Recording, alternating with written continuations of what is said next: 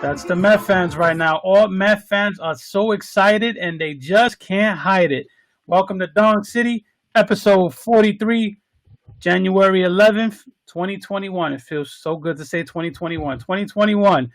Dong City, welcome back. We're having fun. We were supposed to come to you guys next week, but with everything happening in MLB, with a giant superstar on the move, we figured we'd give you a break next week and come back so you can see our beautiful faces this week. Vince, Rob, how you fellas doing?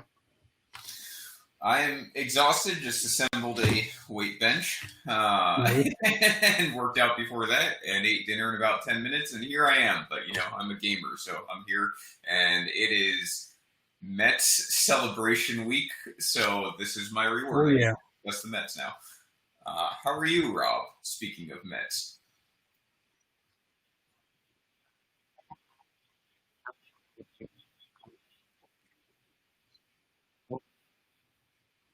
That's right. Dong City getting fit now, all three of us. Absolutely. Starting to work out. I like it. Dong stay the same size, though. Dong stay the same size. Let's hope. We'll see what I put in my body eventually to get muscle. There you go. For now, absolutely. So welcome to Dong City. This is Rob and Henry joining myself. We have a lot to get to. I mean, like Henry said, we are here on a special episode, basically. We won't be here next week, so get all your fill this week. But that is mainly because we had a major blockbuster trade. Francisco Lindor traded to the Mets along with Carlos Carrasco. Steve Cohen's big moment. Let's call it that way. New Mets owner. He made a lot of mid-tier moves so far, McCann being one of them. But this one is bigger than mid-tier. This is a blockbuster trade. He gets a starter to fill out the rotation. He gets a difference-making hitter and a difference-making shortstop. So, big trade for the Mets. That's how we'll kick off the show here. Henry, what are your thoughts? I have always said since day one, Francisco Lindor is a superstar, and he is a person that needs to be in New York City. It hurts my heart that it's not with the Yankees, but he did land in Queens, and kudos to Steve Cohen and the Mets staff. They pulled off a fantastic trade. When we saw the early rumors, if you remember, Vince, I said there's no way in hell they're going to get that much for him. He had $20 million attached to him. He's a free agent. No way you're going to ask for a boatload of prospects and give away the money. This turned out to be a salary dump because what they did was they packaged Carlos Carrasco, who's still a pretty damn good starter, and they got back, look, this was a salary dump. I don't care what anyone says. They got back, what's the kid named Jimenez? Yes. Jimenez. He's okay. He's highly rated. That's not even their best shortstop in their system. They got back 2 high school draftees from the last 2 years, and they got back a player in Ahmed Rosario that a lot of Met fans didn't even care about. His defense was, up and down. He was a headache, and they replaced him with an absolute superstar. All they need to do now is sign this kid long term, wrap it up in a bow, and call it a day. This was an absolute home run for the Mets here.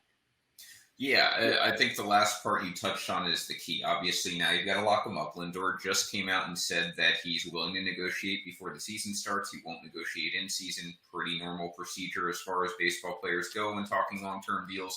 I don't know that the Mets will necessarily lock him up before the season starts. I don't know if they necessarily have to. Obviously, there will be time after the season for them to still negotiate with him. So, really, it comes down to the value of the deal. I keep the puck, to quote Herb Brooks. I have no criticism from the Mets' standpoint for this deal. I think it's a great deal for them. You get Lindor for this season. He moves the needle. I don't know how far he moves it, but he moves the needle. Instead of wondering if the Mets are going to be 500 and things are going to kind of go right for them, now you're wondering, how far in the playoffs can they go? That's where I'm at. Division race, not a given. I mean, the Braves are still one of the, if not the best teams in the NL. So unfortunately, if you're the Mets, you're dealing with that within your division. It's not the NL Central where anyone can win it. But this puts the Mets into the conversation, right? Like we were talking Padres, we know the Dodgers will be there, we know the Braves will be there, whoever wins the Central will be there. Now we can also add the Mets. I think they're probably the best wild card option right now, except for the Padres, because someone in the West has to win, which means they're going to be, they're in that conversation for the dance. As far as the value goes, it's it is a salary dump. It's a salary dump in that if Lindor's salary was like a normal salary for an ARB player, the Mets would have to give up more.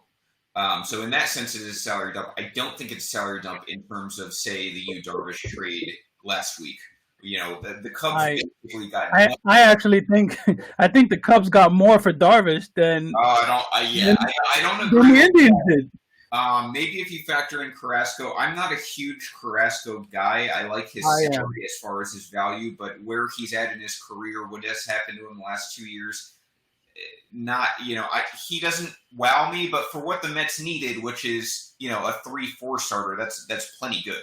I disagree. I think he's more than the 4. I think it's more of a 2-3. I think they got a surplus value there because they're the Mets and they've got Syndergaard and DeGrom already there. But you put, I'm not a huge Carrasco guy. He's not going to be built up. Most players aren't, obviously, after last season. But the season before that, obviously, he was dealing with the physical issues. But needless to say, Carrasco fits the slot in their rotation. Lindor fits the slot in shortstop. That's the upgrade they got.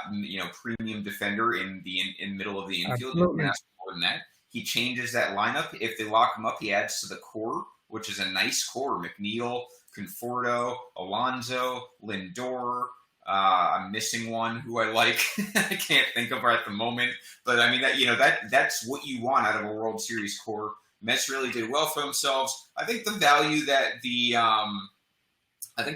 on the return for the Indians wasn't awful considering the circumstances, but like to your point, that's not market value even for a year of Lindor. They're factoring in the salaries there, and that's I think that deal, if you take Carrasco out that deal, it's still a lopsided deal for the Mets. You put Carrasco in, and it just tipped the scales.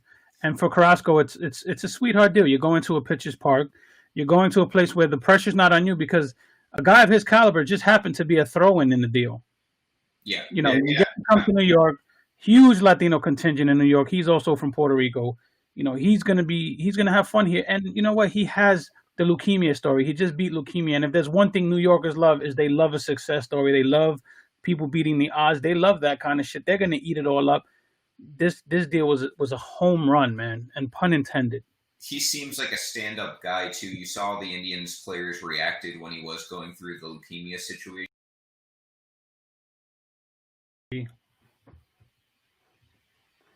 All right, well, welcome back again to Dong City, episode 43 and a half, since we got cut off last time and we had to reboot.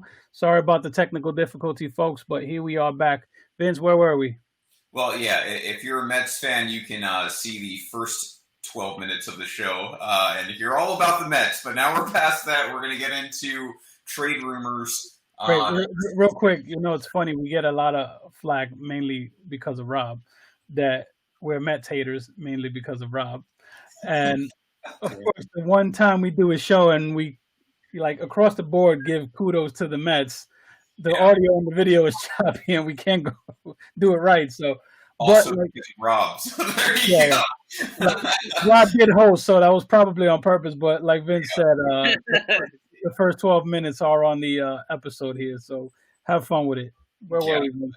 Here we are. So, so the Lindor trade, obviously another blockbuster. I think this is what you're going to see the rest of the winter. We've seen the Snell, the Darvish trades. We now have the Lindor trade. It's going to be a heavy trade market. Henry and I have said that throughout because no one wants to pay free agents. But we've got some other money-related situations going on. One is that, and it seems to be a little backtracked now, Fernando Tatis rumored for that 11-year, $320 million extension was the number thrown out there. I don't know who was on crack when that number was thrown out there, but it seems like now maybe there wasn't a number thrown out there and they haven't really had discussions per his camp. So I don't know. When we decided to go on today, immediately I said, what did I say, Vince? I said, this is bullshit.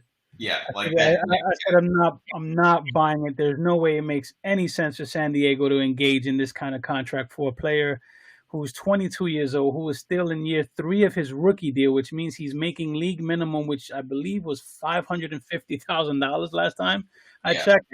Because they gave him a slight increase, but he hasn't even entered his ARB 1 year. So let's say the value there at peak performance is what, 30 mil maybe for the next 3 years.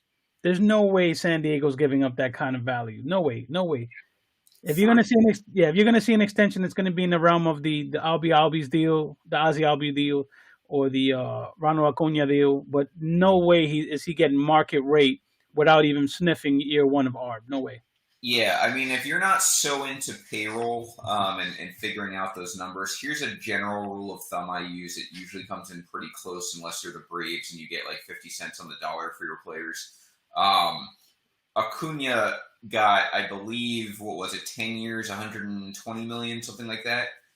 Generally, this is how it works. So, like Henry said, Tatis is in his final year of pre-ARB, which means in the first 3 years of a player's contract, you can basically assign them anything above league minimum. You don't have to give them a raise. That's been a sore subject for certain guys, but you can. Some teams do at kind of a goodwill gesture for later down the road. Now, Tatis is a superstar. He fits into that Acuna camp.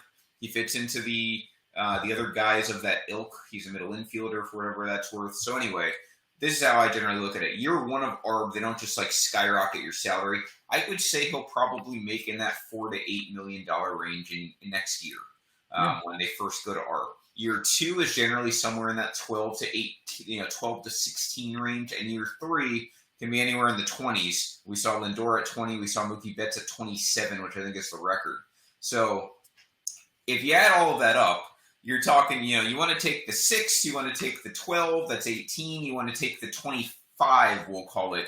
At most, Tatis would get 40 million over the next 3 years. Agreed. So that's the starting point. Those are the dollars that he might just make on his own. Now, if you're a team and you want to extend a guy for until he's 30 or 35, whatever it is, you want to get some sort of break. Otherwise, you're just giving him guaranteed money when you don't have to, and it doesn't make any sense. So to throw out a number like 11,320 makes absolutely no sense whatsoever. You're getting no discount whatsoever, and that doesn't make sense. So if you want to go like Henry said, the Acuna deal makes sense. You're getting a deal on his prime years. You want to get him probably at around like 20 million a year because he'd normally be making 30 plus million a year as a superstar theoretically. So you figure seven years at 20 million a year, we'll call it, would be 140 million plus the 40 million he'd make over the next 3 years. Anyway, you're at 180. You're at 180. Even that's too much, I think. Right. So like an 11,180 deal is something I can at least stomach. But to Henry's point, that would also be like record shattering. So at 320 is just out of control. Yeah. So this is what I would do, and I would normally not advise this. If I'm Tatis and I'm his people, I'm saying do nothing. Don't sign an extension. He'll be a free agent at 26 years old, playing the premier position in the game, and probably will be the best one at the time. Don't do a damn thing. If you're going to do anything, negotiate your ARB years now, lock it up so you don't have to do the arbitration process. They'll give you a couple million on top and call it a day. I'm not signing a deal before I hit free agency if I'm him. I wouldn't touch it. I wouldn't do it. 26 years old? No way. I think if you're a day one or year two guy, it makes sense. Like Acuna, I can understand. I think, again, it's the Braves. I think he got shortballed a little bit there. Acuna, it makes sense, though, in a situation, having one superstar year under your belt. Maybe you want to do it because then you're getting like 1 or 2 pre-ARB years out, and then you're making money immediately. Yeah. So at least there's a benefit. Eloy Jimenez, who did it like day one, those deals can make sense. You're guaranteed 40, 60 million, whatever. That's in your bank account. That's life-changing money. So I get those deals, but when you are about to enter your ARB years and you've already been paid the minimum for your pre-ARB years, and you're a guy like Tatis who's pretty confident, I don't think he's lacking in confidence. Not at all. It makes no sense. I agree with you, Henry, right now to sign like a decade-long deal. Yeah. Like go to like 1 year before free agency if you really want to stay with the Padres and extend yourself then, because then you are talking like around 300 million. See, this is where you have to sit down and really think about value of your Tatis. This isn't the big number. This is about the numbers on the back end. So it's about the future value. So if you sign a deal now that's going to take you 3 years into your ARB years, into your free agency, now you're looking at being a 29-year-old shortstop in the market. Ask Didi Gregorius how that's going for him. Right. Yeah. There's no right? Yeah. Who got 300 million as a 26-year-old? there's no guarantee that at 28, 29 you're going to perform like you would at 25, 26. So I would not. I'm just like, hey, stay with stay with me. Like I said, negotiate those arbitration years so you're just not dealing with that bullshit. And then on to $400+ million contract for 10 years when he's 26 years old. Yeah, yeah, and by then too, the market's recovered. Now, obviously, if the 320 rumors were true, great.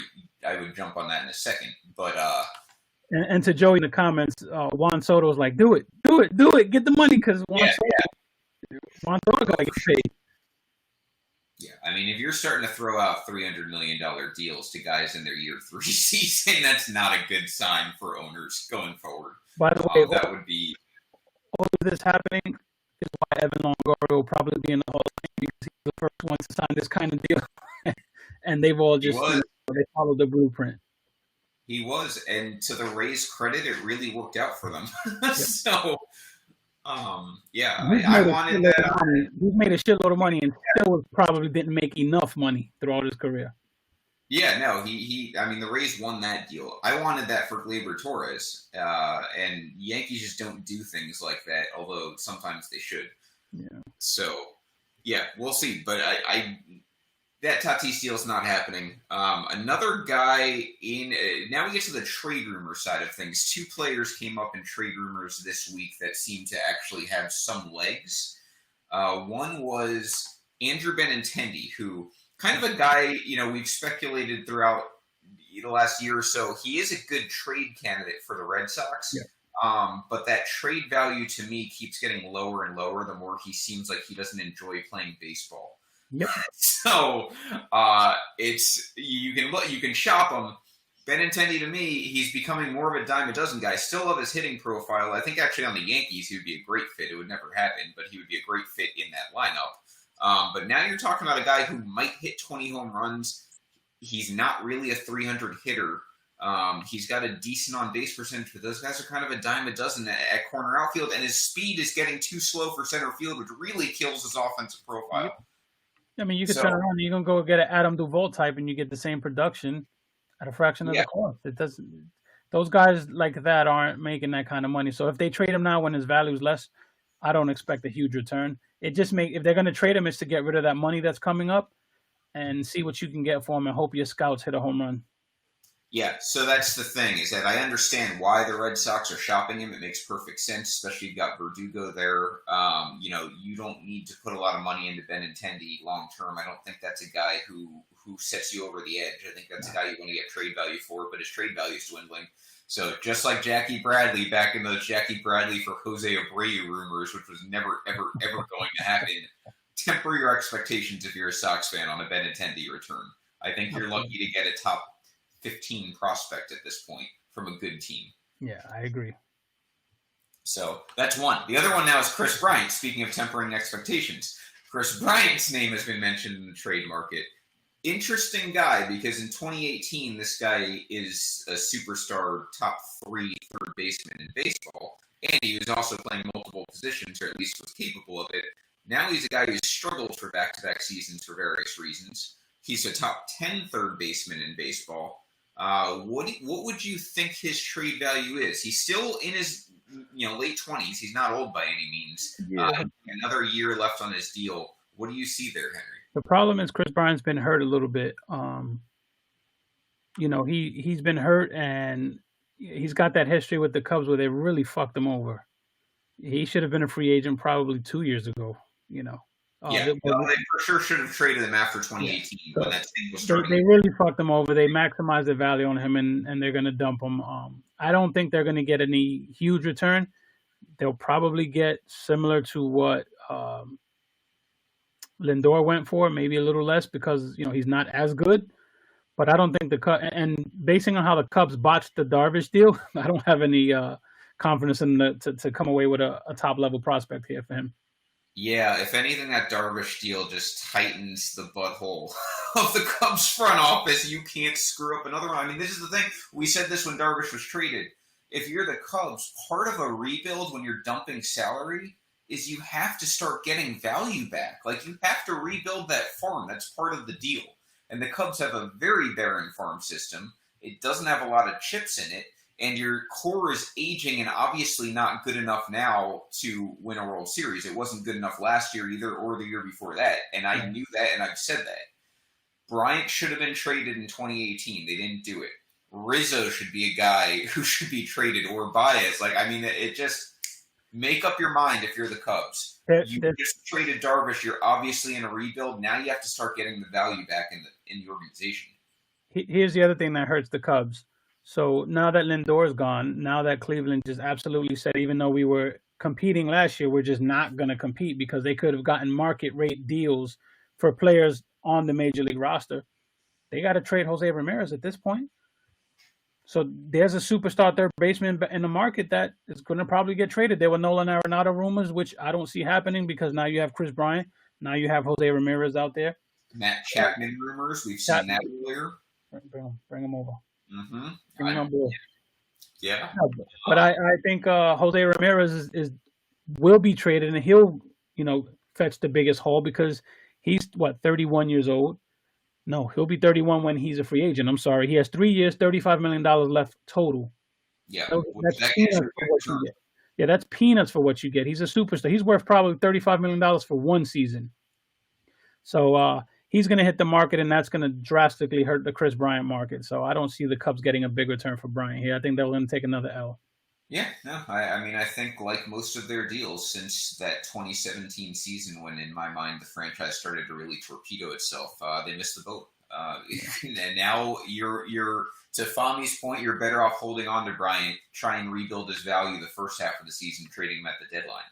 Because I don't see a huge return right now with his value the way it is. But maybe if he has an MVP caliber first half, which he has been capable of in the past, then he can talk about a better value. Maybe someone needs that impact bat. So, and he's flexible. He plays the out as well.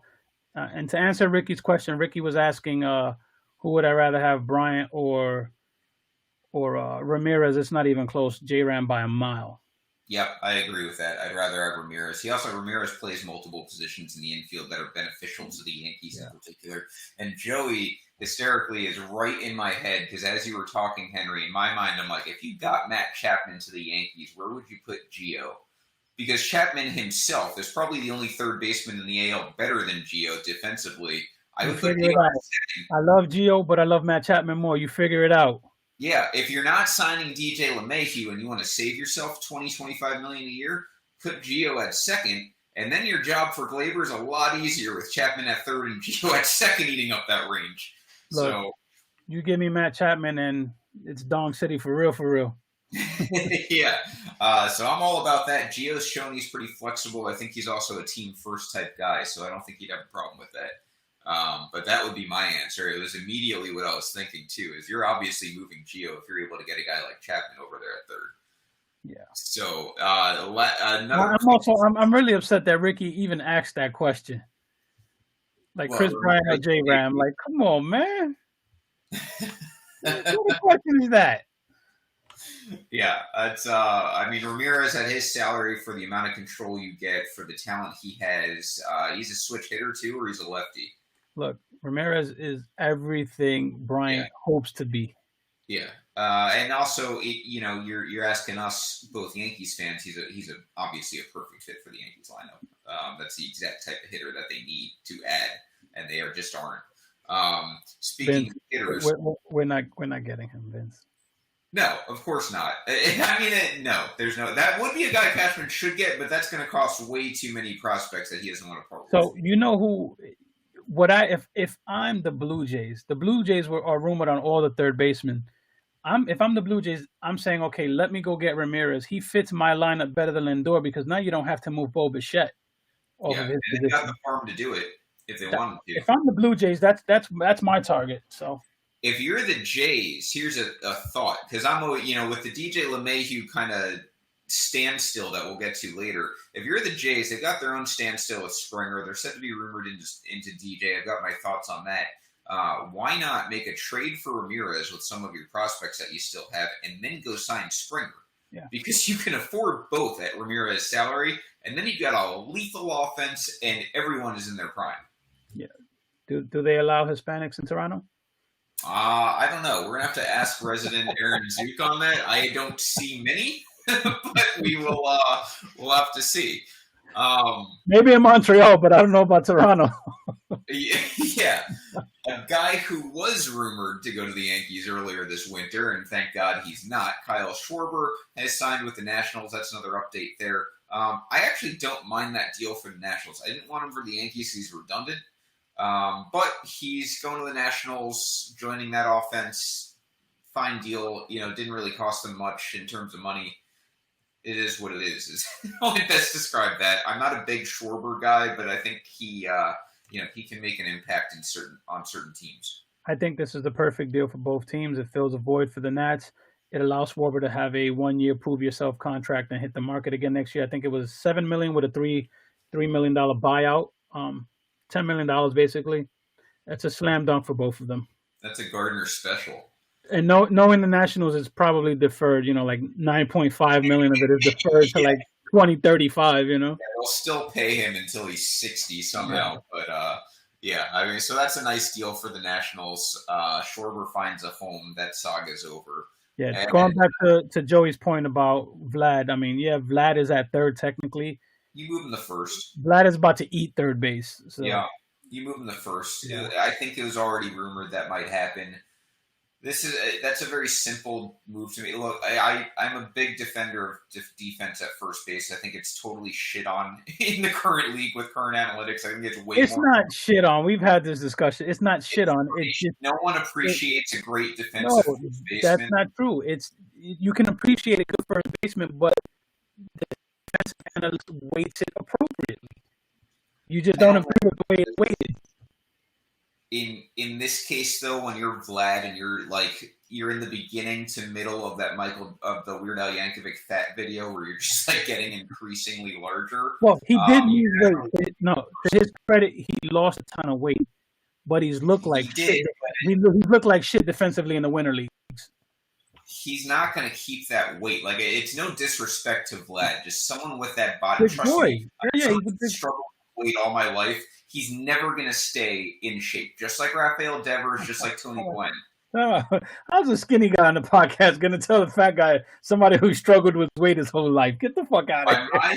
But, by my standards, as someone who has tried to lose weight off and on throughout my life, and it's a struggle because I love food and I also just have child-rearing hips.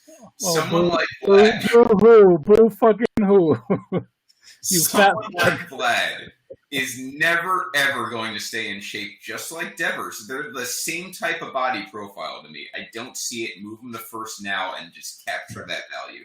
Yeah, the only fat guy that could play third base is no longer in the league, and that was Kung Fu Panda, and that guy was a once-in-a-generation kind of player. Pablo never made any sense. Pablo kind of the school of CeCe, where being fatter made him better. Yeah. Which... there's something to it offensively. Tony Gwynn always said, he said on a radio show, actually, when I worked with ESPN, he was a guest, and he said that the being fatter for him gave him a better center of balance as a hitter, and it made him his weight in hitting was better when he was fatter. So he made sure to maintain his fat, made him a better hitter.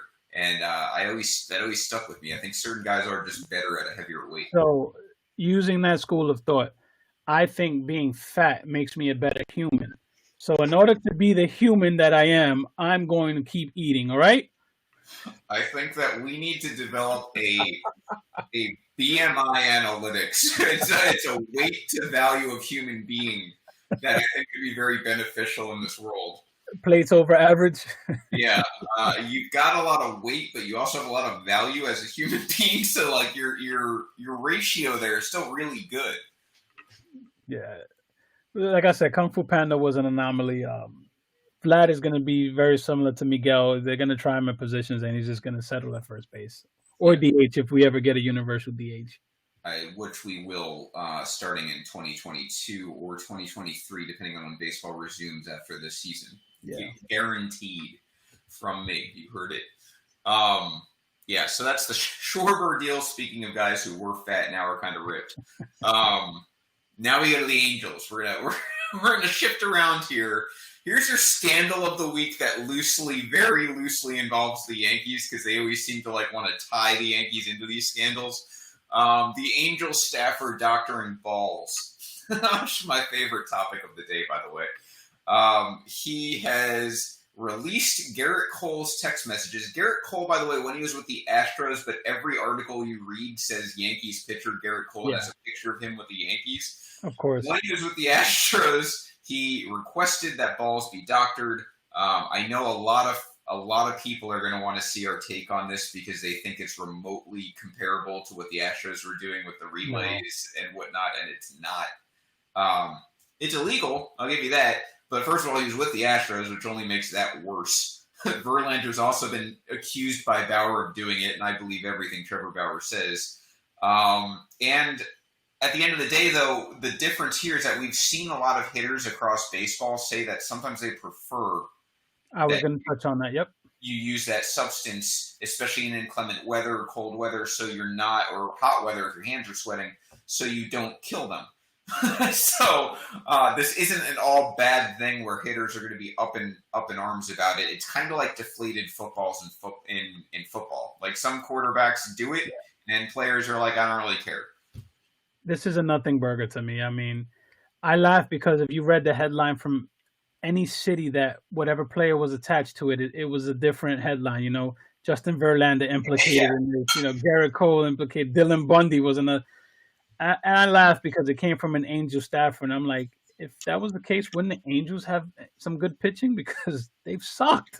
Yeah, well, he was doctoring other teams' balls. Like, what's up with that? Why are you doctoring everyone else's balls? Doctor your own balls. Did it for Dylan Bundy. Look what he turned into. So I mean, look, this is nothing. And like you said, a lot of hitters over the course of decades have always said, we'd rather these pitchers have control. Right. Having control is a big thing for them. We want to know, like you said, they're not going to hit us. They're not going to miss the spot and go up and in and hit us in the head. You know, they want to know that you're going to hit your spot. A little doctor never hurt anybody. Now, a relay suspension in trash cans, that's a different story. Or if you're blatant like Pineda and your shit is all just, you know, under here, like you deserve to get banged, you know? Right. That Pineda, when Pineda did it against the Sox, I really, to this day, think the Sox only did it because he was such an idiot. I don't think they cared he was using it. I think they just cared it was so blatant and stupid. Yeah. Bro, his whole neck, that shit was shiny. It looked like they just opened up a brand new can of Griffin, and he was just, you know.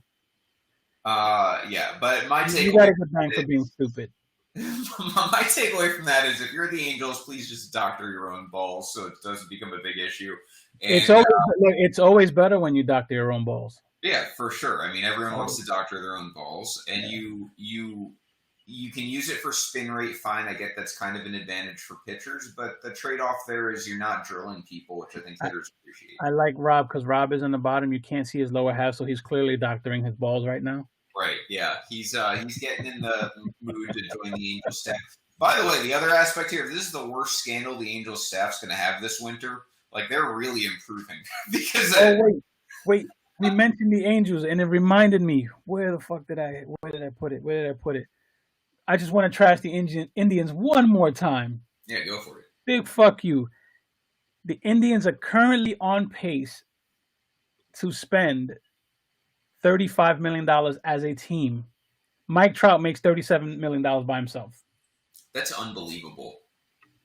So when you hear playoff revenue for a while. Yeah, when you hear fans crying about player salary, when you hear fans crying about big market, fuck you. This is the kind of bullshit that happens. When your team is cheap, when your team is competing, because Cleveland was competing, they have the best pitcher in baseball, arguably, on their team, just coming off a Cy Young award year.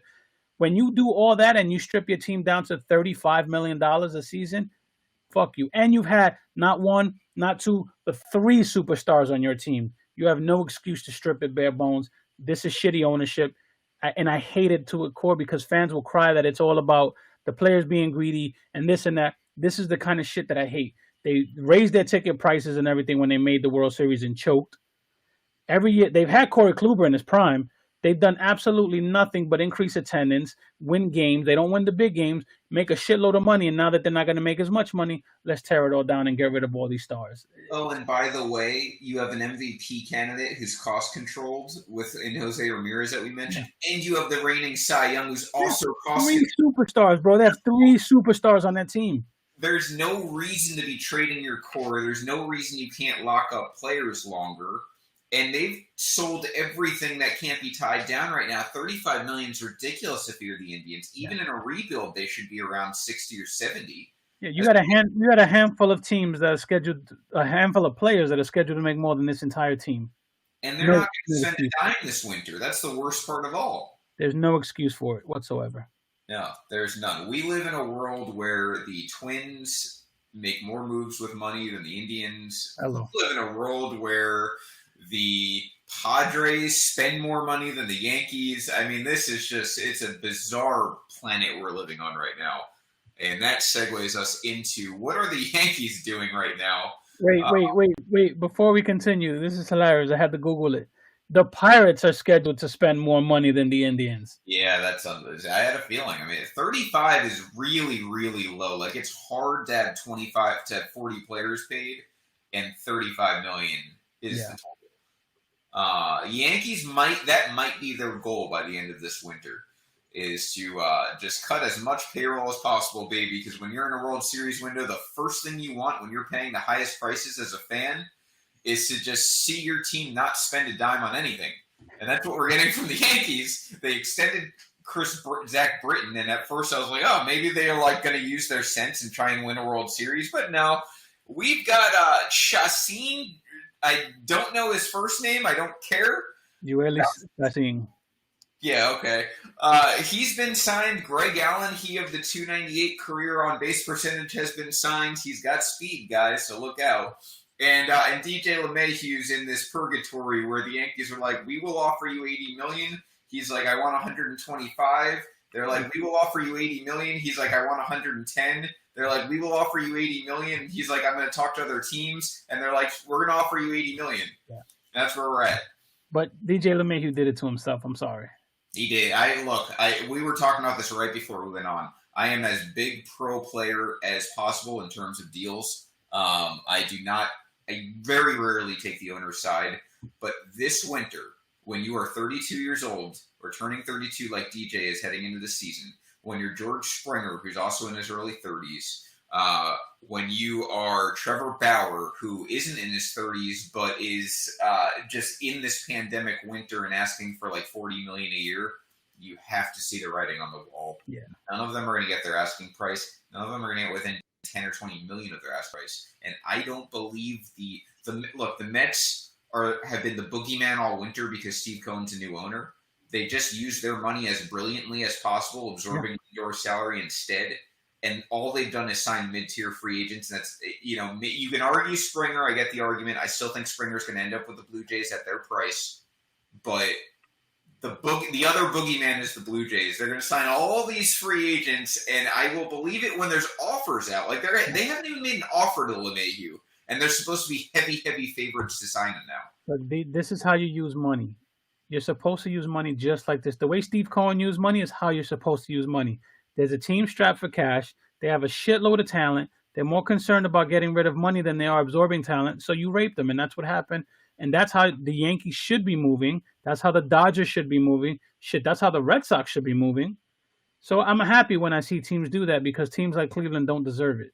Yes. And we talked about Cleveland. The Yankees are the rich version of Cleveland, though. They have no business resetting the cap this year. Yeah. None. It makes no sense whatsoever.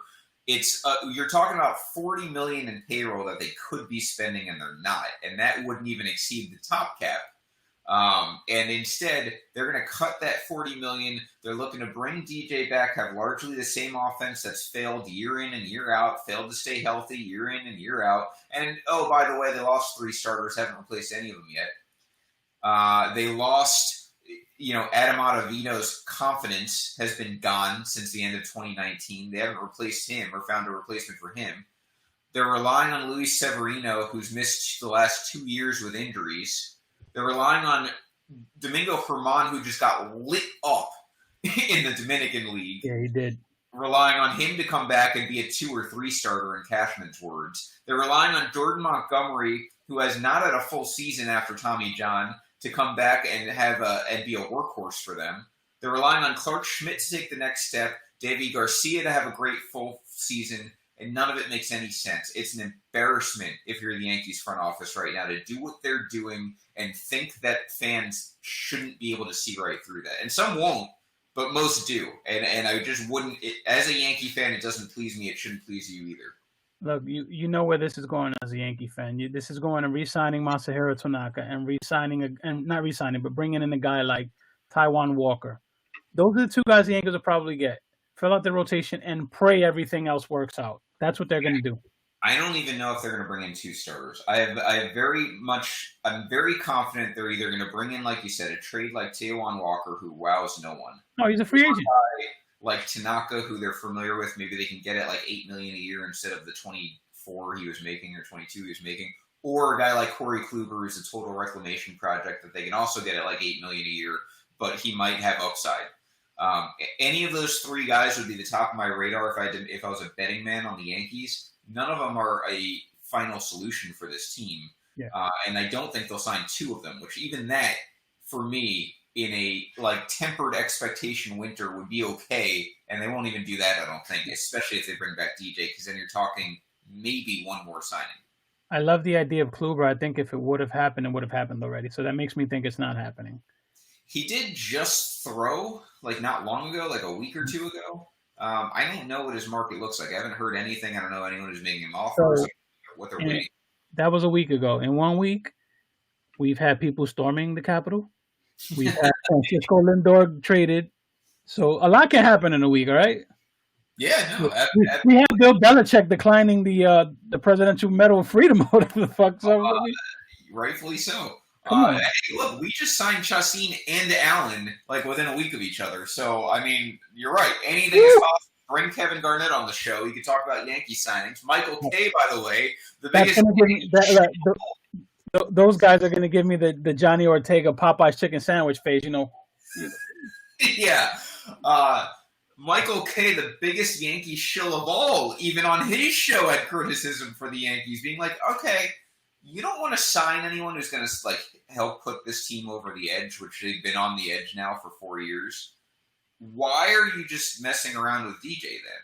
Like, if you want to lock up DJ, but why neither? Like, they're just sitting there. And I get it. You can wait out DJ's market. I think that's a smart move. Right. But this whole not doing anything else, like, obviously, whatever you have earmarked for DJ, you have earmarked for DJ. You know what your payroll ramifications are. Why are they doing nothing else? So the problem there, the only place they can do anything is a starting rotation and maybe a bullpen piece.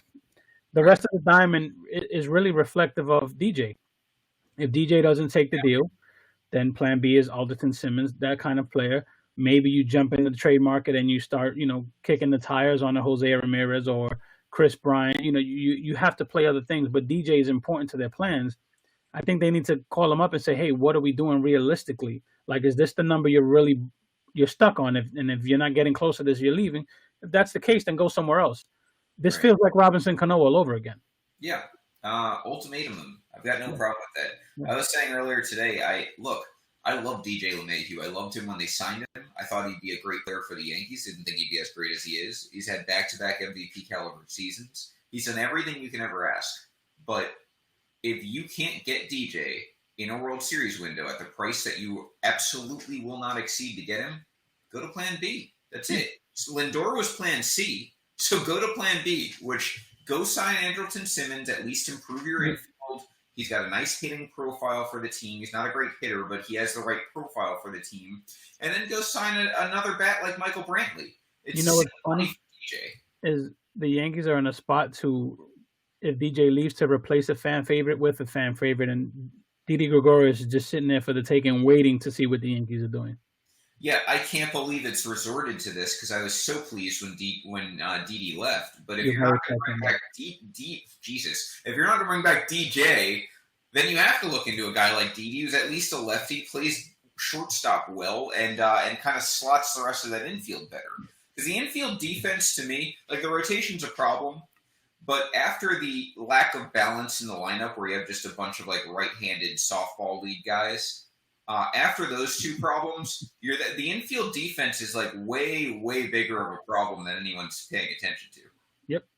And shortstop ties all of that together. You get a guy like Simmons or Didi or whoever who plays premium defense at shortstop on a short-term deal, then fine. My goal would be Brantley and either Didi or Simmons for a 2-year deal. I think they'd both take it at their ages. And then after 2022, Yankees have a ton of payroll flexibility again. Maybe that rebuild is more of a retool, and they can extend the World Series window again after they screw up these next 2 years. Well, we'll see what happens. Yeah, so that's where I'd go there. Sugano, we hardly knew you. He was I'm shocked at that one, man. Going back to Japan. He's going back to the Yomiuri Giants 4-year deal with 3 1-year opt-outs. So they're leaving the door open for him to come back to the league. Maybe he'll try next year, but I thought for sure he was going to get a deal with a team. Yeah, I mean, what did they have to give him? Like $7 million? Like no one wanted to pony that up for a guy who could be a 4-5 starter. I didn't get that one at all. That's weird. It's definitely a head scratcher. You rarely see that. I think it's only happened like 1 or 2 other times. So he's gone. Now we can kind of move into the home stretch here. 3 topics we want to discuss to bring it home. None of them are trade rumors, but this one is certainly relevant, and that is Curt Schilling. Oh, Curt Schilling. So as you guys probably know, Hall of Fame votes have been going on. Again, it looks like everyone's going to miss for the most part. Curt Schilling not helping himself, which is status quo for his entire post-baseball career, from bankrupting himself in Rhode Island and making the taxpayers pay for it, to just being an overall deplorable, terrible human being. He adds to that by supporting storming the Capitol this past week for Twitter. If you thought he was a borderline Hall of Famer before, you can forget that dream, because I can't see it. There is a character clause in the Hall of Fame. I can't see it. He has to be worse than almost anyone else we've reviewed here in the last 20 years for the Hall of Fame, including Barry Bonds. Excluding Pete Rose. Excluding Pete Rose, for sure, yeah. That argument will never make sense to me. Like, the dude broke the one rule in the game that is hypocritical now, because they're definitely going to have a Las Vegas baseball team in the next 5 years. And they're going to have sports betting soon. Yeah, but the problem with Curt Schilling is, the moments that he's had in the postseason and the big moments that are kind of giving him that edge to get in the Hall of Fame, because he didn't have the longest career, but he's had his prime, and his big moments were huge. The bloody sock. There was just so many moments that you could point to. He's had more fuck-ups since retiring than he's had big moments. It can't be this difficult to just not be an asshole. He's a shitty human being. He's a shitty person, and I think in the middle of this cancel culture that we have, I think this may push it over the edge where he just won't get in. I'd be interested to see his numbers, and if they go up or if they take a dip. Look, numbers-wise, I think Curt Schilling is a Hall of Famer. I would say that. Just numbers-wise, you factor in all the big game stuff he's done, all the accolades in that regard. But at this point, I don't put him in just based on morals. You can't put a guy... He is Aubrey Huff with talent. That is the best way to describe him. A very good analogy. Yeah, you can't put guys like that in. He's going to have to earn it from the Veterans Committee 20 years from now. And I don't think the Veterans Committee is going to look like him. The Veterans Committee will look more like me, if you know what I mean.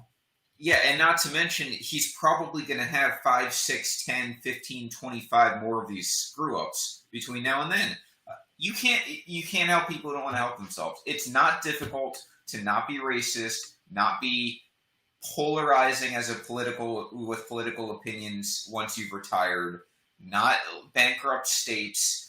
These are very basic requirements we have here. He can't abide by any of them. He can't hide his Nazi collection. This is just pathetic. It's not hard when you're good people like us. When you're an asshole like him, those things are extremely hard. When you're a racist, it's extremely hard not to be a racist. When you're an asshole, it's extremely hard not to be an asshole.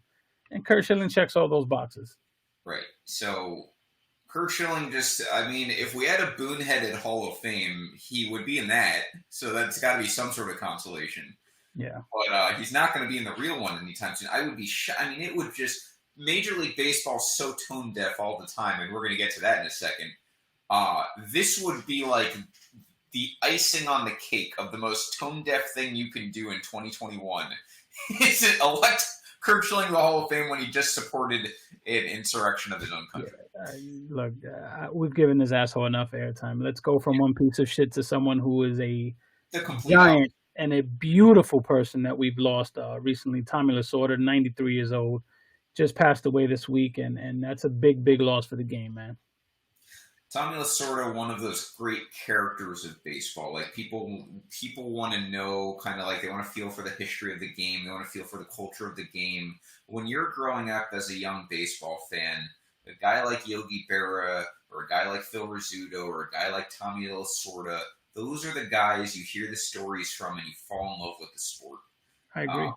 That is what Tommy Lasorda was. You see the video of him flopping on the foul ball. You see a lot of his quotes. He is the Dodgers. I'm so glad for his sake he was able to see them win the World Series before he went one more time. But it's sad. I mean, it's sad. He was a great, great ambassador of the game, great coach, great everything. And he meant a lot to the Dodgers, city of LA. I'm bummed Michelle Carter's not on right now, our resident major Dodgers fan. But yeah, absolutely rest in peace to Tommy Lasorda. Just a great memory and ambassador of Major League Baseball. So Tommy Lasorda was kind of like Yogi Berra. Like these guys were pop icons. Tommy Lasorda has an IMDb page with 13 actor credits in it. It's a character. Yeah, it goes from WWE pay-per-views to Silver Spoons to Pink Panther to Chips, Police Squad, Fantasy Island. Everybody loves Raymond. I mean, this guy is just an absolute legend in every facet of the word, and he will be missed. And it's a big loss for the game and a big loss for the Dodgers franchise. Yeah, he absolute character. He's the good version of like that guy you want as your grandfather. So He might check, be my grandfather. I don't know. check this out. Everyone knows it takes a lot for me to get excited about something. So my son and I were in LA last year, right? We go to a Dodgers game. First time I'm out on the West Coast. First time I'm out Dodger Stadium. The parking lot had me going ape shit, and I was ready to strangle somebody. We get to the gate, and I see this fucking 4 or 5 foot tall bobblehead of Tommy Lasorda, and I was like a fucking kid again, man. I went up there. I took a shitload of pictures with this big ass bobblehead. It's anatomically correct, so it's even better. Like this is the greatest shit ever. I'll look for it and I'll put it in the baseball group. And it had me giddy like I was a kid, and that's what Tommy Lasorda does to you as a baseball fan. Yeah, absolutely. So rest in peace, Tommy Lasorda. Yet another major league icon who passes away in the last year. I mean, we're having a rough go of it with that generation starting to go. So Lasorda gone. Let's close here with a very, very interesting topic, Henry. We didn't expect to discuss this. We didn't expect anything to come of it. But the NFL, we're going to get to football. The NFL had a playoff game, which pretty big risk in my mind, has a playoff game that's on Nickelodeon last night. It was Saints-Bears, which was just a god-awful game if you watched it. Horrible. Easily the worst of the entire weekend. But they have it on Nickelodeon, and they're trying to kind of cater it to both kids and I think people who don't watch football because it was a very interesting balance of explaining basic aspects of the game and then also trying to make it fun with some graphics. I had no expectations. I wasn't even going to watch it, and then I just randomly kind of put it on because I didn't even know I had Nickelodeon, and then I put it on and found that I did, so I was like, let me watch it. I watched that entire telecast on Nickelodeon. It was fantastic. I mean, just a great idea. I knew, obviously, all of the rules they were talking about, but just the way that show was produced and packaged, and the announcers on it, you had Ian Eagle's son and Nate Burleson with Gabby. I have no idea who that was, but some 15-year-old woman who was incredible at broadcasting. Unbelievable. Highly entertaining. I'd suggest it to anyone.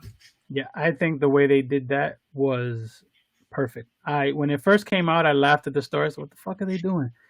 Um, Iron Eagle's son, Noah Eagle. I didn't even know he was a broadcaster. He was phenomenal. I enjoyed Nate Burleson. I enjoyed Gabby. I thought they played off each other perfectly. The little kid in the stands, the little black kid, I loved him. He Lex was entertaining as hell. Yeah. I think what they did in simplifying the rules of the game, down to explaining why a punt is so high and he kicked it high, they broke it down to the most simplistic forms that kids and moms who are watching these kids can understand the game and get into the game. This was absolutely revolutionary. Like you, I watched the game and I said to myself purposely, I'm going to watch it with my son and I'm only going to watch the first quarter just to see what it is. We watched the entire telecast. We didn't switch to CBS at all until the game was over. I wanted to see the post game, which I missed. The most fun part of it all was somebody getting slimed. Apparently Sean Payton said if they won the game, he would get slimed, and he held up to his word.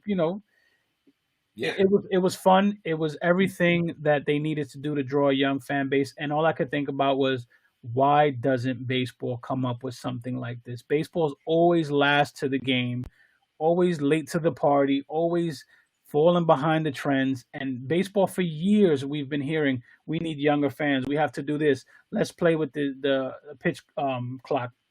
Let's play with limiting, how many batters of everything to fuck with the timing of the game. And yet something so simple and so brilliant works for the NFL. Where the fuck is baseball in these things? Yeah, Major League Baseball, actually topical, earlier today said they have no plans of expansion. They want the Rays and Oakland to work out their stadium deals first. So you're already cutting off that avenue. You're not going to introduce baseball to any new markets. Fine. They don't want. By the way, one of the reasons they don't want to split revenue with two more cities. So there's some greed there. Shocking. Yeah, it's. I mean, this is what drives me crazy. If you've ever watched Little League World Series, which on occasion I'll watch that too, there's a fun element to it. Yeah. They interview those kids. They find out who their favorite player is, what their favorite food is, what their hobbies are. They have some good one-liners and stuff. All that stuff. Now, obviously, not all that's going to translate to major leaguers, although I'll say last night, I found it fascinating that Latavius Murray's favorite emoji was the praying emoji. Totally useless fact, but that's cool. Like, I want to know what Bryce Harper's favorite emoji is. They did a perfect job at humanizing players that you can't see because they're wearing helmets. So they did a fantastic job of giving you unnecessary stats like that, but it was fun. It was hilarious. They did a perfect job. Like I said, there's players that you don't know because they have a helmet on. There's not everyday guys. And they made them human. They made them fun. They made them, relevant right now. And baseball needs to do something. Now, there was one thing that I cringed at, and it to their credit, it speaks to the authenticity of the broadcast. They had a MVP award, a Nickelodeon Valuable Player. That's where I thought you were going with this, but yeah. No, they had an MVP award, and they were letting the fans choose. And I have no idea how in the world Mitch Trubisky won this award. The only thing that could have been better is if they actually grabbed him on the air and presented him with the award, because that would have been fantastic when he just got his ass kicked. It was more like a at least we tried award, Yeah. It was brutal. I thought it was endearing to a degree, though, because that's what I would expect out of someone who's never watched football or a child. It's like, you're going to pick the guy who you just like. You don't care. I was trying to figure it out. So now I'm trying to put myself in the head of like a teen or a preteen. I'm like, what is it about Mitch Trubisky that they like? And the only thing I could think of is that they just mentioned his name enough that, he was on camera enough, and they mentioned his name over and over and over because he sucks. Yeah. That I think he is terrible. He played terribly. I think they probably felt bad for him. They mentioned his name a million times. They saw that he sucked, and that was it. I mean, the Saints have 10 players who are better than him, who had an impact in that game. They probably felt bad for him, and that's fine. Who cares? It's a Nickelodeon Most Valuable Player award. But yeah, I thought it was funny because like that's exactly what I would expect from people who have no knowledge of the game whatsoever. It's like, hey, that Trubisky guy, like he was really valuable. I thought they would vote for somebody who had like the best touchdown dance or something like that, but we didn't get a lot of touchdowns. So yeah, terrible games. That didn't help. Slime cannons, I'm all about that. I mean, I'm just thinking the whole time, how does this relate to baseball, right? And you've got a little bit of it in the Little League World Series. What happened to, we've got guys playing in London hitting 17,000 home runs. The Field of Dreams game, to their credit, would have, I think, been a good, like a cool thing with corn in the outfield and stuff, but it got canceled. So maybe that's a thing. But what happened to, like, the All-Star game?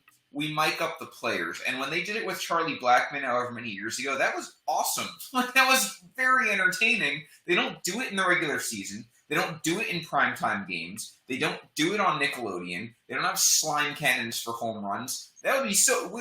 There's 9 home runs a game in Major League Baseball now in a normal game. There's not 9 touchdowns. It would be awesome to see graphics for a home run like that. So no fans. Here's the problem, and I know I'll probably get some flack for this. The problem is that the people making the decision in baseball are old white men. Yeah. Who have no idea what the fuck is going on, who's really watching their game, and how to reach the masses. That's the problem. So anytime we have fun, like players bat flipping or talking shit, or even talking to each other, how many times have you heard, oh, I don't want to see my player talking to the other? Man, shut the fuck up. Yeah. Like that's the problem. You have old white men making decisions for a game that's, dominated by Black and Latinos. That's just what it is. Also, the unwritten rules too is just unwritten. I'm over those shits too. I'm over it. You can't admire a ball that you hit. If I hit a ball 500 feet, I'm gonna look at that shit. I'm gonna do a backflip. I'm gonna tattoo an emoji on it. I'm gonna do whatever the fuck I want. You want me not to do it? Get me out. Don't let me hit a 500-foot home run. Have a dong cam. When you score, you round the bases, you score. A few of your teammates come out. You do a little celebration in the dong cam. It's the same thing as an end zone. Who cares? Like, it's just so silly. I do think that the unwritten rules, I think the majority is going to win on that. It is phasing out, obviously slowly, like everything else in baseball history, but it is phasing out, and that's great. But, yeah. But, just like, I mean, there's no proactiveness here. Like, they wait for things to die, and then they just do nothing, and then, like, eventually, they're like Catholicism. I'm a Catholic, I can say that. Like, the Pope just now is like, hey, let's have women, like, in the church, I know that 800 years ago that was taboo and not allowed, but, like, maybe that's a good idea now. It's like, it takes so much longer. I like this Pope. This Pope. Dude, listen to me. This Pope gets it. This Pope this Pope was on Instagram watching IG models, liking their pictures like, oh my gosh, she can twerk at the Vatican. Like, I like this Pope. I can rock with him. He gets it, man. Great Christian. How many people are they entertaining? That's it. Yeah, I mean, but that's what I mean is like until this Pope, like Catholicism, are just like let's have masses in Latin because there you go. Yo, give me a twerking Pope for MLB in the stands. There you go. You bring Catholics. Give me a twerking staff of dancers for home runs. What are we doing here? That'll be the Vegas team, right? Yeah. You ever see basketball? I'm all okay with that. You want to have dancing on the dugout? That movie's fantastic, and it was made 15 years ago, and they've done nothing. I'm with it. So, yeah, I mean, NFL way ahead. Hockey's got their games outdoors. Those are fun as hell. Yes, they are. Basketball doing a million things to appeal to younger people all the time. Baseball they don't do it. They're more like golf. They're more golf than they are football. And that's a shame because when we get old, Henry, like you've got your son, and maybe he'll be a unicorn, but I would if we had Jay on this show and asked him what sports the majority of his friends watch, my feeling, even with him being Puerto Rican, is it's not baseball. It's basketball. Of course, because basketball's fun. It's a terrible sport. I hate watching it, but it's fun. I love basketball. You're nuts. It's my 4th favorite sport by far. We're also Knicks fans, so it's not like we have good basketball to watch. That's always my defense. Like I told Melanie this, my wife, like last night. I was like, maybe if the Knicks weren't just the laughing stock of the sport for the last 20 years, I'd feel different. Because in the 90s, basketball was like right there with football for me as my second favorite sport. Yeah. You watch a team like Golden State, these guys are fun. They're running down, they're chucking this shit up at half court. They're having fun. You're like, I want to do that. Yeah. You watch the Knicks, it's like, they can't score, they can't rebound, they can't pass, they can't shoot. A lot of it has to do with the quality of ball that we watch. I'm sure. I mean, that's with any sport. I like hockey a lot more when the Rangers aren't pathetic. So that's why I'm getting the NHL package this year. Thankfully for baseball, the Yankees have never been pathetic in my entire lifetime. So it's the only reason I watch like 100+ games every year is because literally you need a team that's just never bad for me to stay this engaged with baseball. And it ain't the Giants. It's sad, but I'll tell you, if I see another 35 Luke Voit solo home runs and he goes 2 for 40 in the playoffs again, it's coming. It's not going to be a good look. It's not a good look when you spend no money to improve the Yankees. So they need to do things. Baseball needs to do things. They're not going to. I mean, we'll say this forever, but they need to. And Nickelodeon was a revelation last night. That was a fantastic production. They did everything great.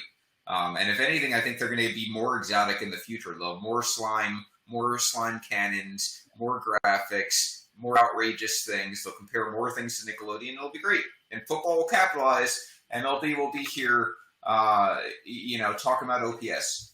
So What are you going to do?